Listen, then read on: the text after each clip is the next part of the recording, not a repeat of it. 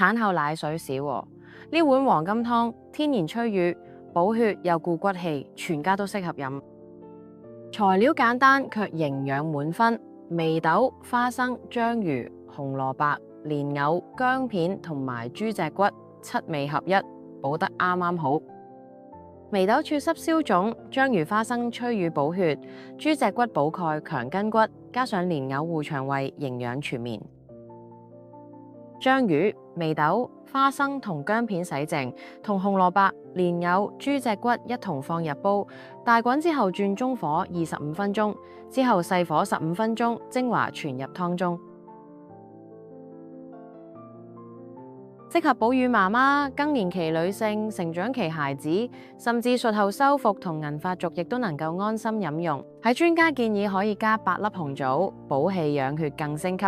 哺乳媽媽記得餐前半個鐘頭飲最有效啦。一碗產後催乳黃金湯，從媽媽補奶到長輩養生，4季皆宜，全家都飲得安心又健康。